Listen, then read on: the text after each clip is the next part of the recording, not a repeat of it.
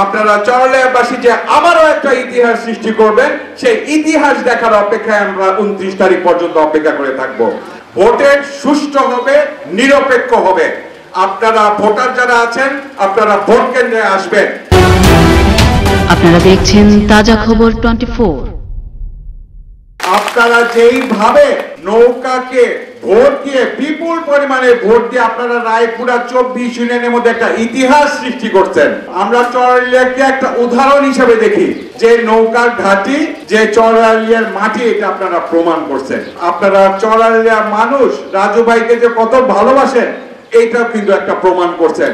এবার আরেকবার আপনাদের সুযোগ আসছে সেই ভালোবাসা প্রমাণ করার। সেই উদ্দেশ্যেই আজকে আমাদের আশা। লায়লা কানিজ লাকি আপাকে আপনারা সকলে অত্যন্ত সুপরিচিত মুখ। আজকে 1 বছর যাবত উনি উপজেলার চেয়ারম্যান হিসেবে দায়িত্ব পালন করছেন।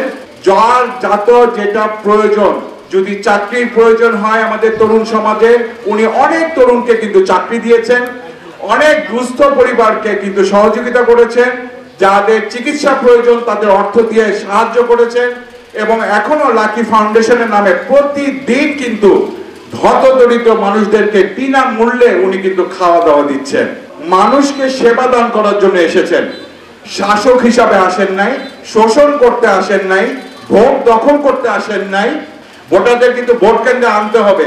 যেভাবে নৌকার ভোট দিয়েছেন আপনারা, তার থেকে বেশি দিয়া আরেকটা ইতিহাস আপনারা ইনশাল্লাহ সৃষ্টি করবেন চরলিয়াবাসী, ঠিক আছে? এবং লায়লা কানিজ লাকি আপার সাথে কিন্তু আরেকজন উচ্চ শিক্ষিত বসে আছে, যে ব্যারিস্টার সুমন, আমাদের ল পাস করছে, আমাদের চরসুবুদ্দি ইউনিয়নে হাজী নাসির উদ্দিন সাহেবের ছেলে। অত্যন্ত শিক্ষিত, বিনয়ী, নম্র, ভদ্র একটা ছেলে। কোনো মাদক ব্যবসা, কোনো সন্ত্রাসী কার্যকলাপের সাথে জড়িত না। সফল ব্যবসায়ী, সফল উদ্যোক্তা, এবং সেও নিজেও একজন শিক্ষিত মানুষ।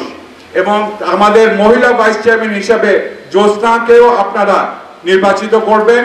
এটা আমাদের রাজু সাহেবের নির্দেশ এবং আমাদের আওয়ামী লীগের পক্ষ থেকেও নির্দেশ।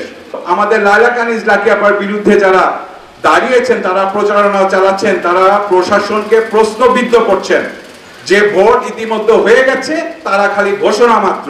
এই ধরনের কথায় আপনারা বিশ্বাস করবেন না। ভোটের সুষ্ঠু হবে, নিরপেক্ষ হবে। আপনারা ভোটার যারা আছেন, আপনারা ভোট কেন্দ্রে আসবেন। আমাদের প্রশাসন যে আছে, নিরপেক্ষভাবে ওনারা ওনাদের দায়িত্ব পালন করবেন। এটা আমাদের প্রধানমন্ত্রী ওয়াদা, জনগণের প্রতি এটা ওনার ওয়াদা যে প্রশাসন সম্পূর্ণ নিরপেক্ষ থাকবে। কাজে কারো কোনো বিভ্রান্তিমূলক কথায় আপনারা বিভ্রান্ত হবেন না।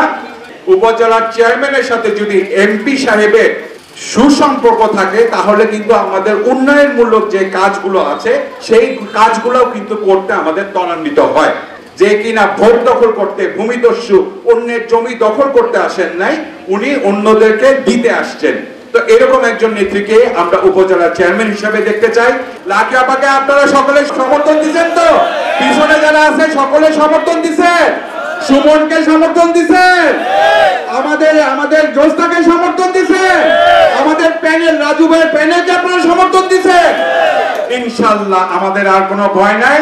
আপনারা চরলিয়াবাসী যে আবারও একটা ইতিহাস সৃষ্টি করবেন, সেই ইতিহাস দেখার অপেক্ষায় আমরা 29 তারিখ পর্যন্ত অপেক্ষা করে থাকবো। আবারও 29 তারিখে বিপুল পরিমাণে ভোট দিয়ে লায়লা কানিজ লাকি আপাকে আপনারা উপজেলা চেয়ারম্যান হিসাবে নির্বাচিত করবেন, সুমনকেও ভাইস চেয়ারম্যান নির্বাচিত করবেন, জ্যোৎস্নাকেও ভাইস চেয়ারম্যান নির্বাচিত করবেন। এই বলে আমার বক্তব্য শেষ করলাম। জয় বাংলা, জয় বঙ্গবন্ধু, জয় হোক আমাদের চরলিয়াবাসী।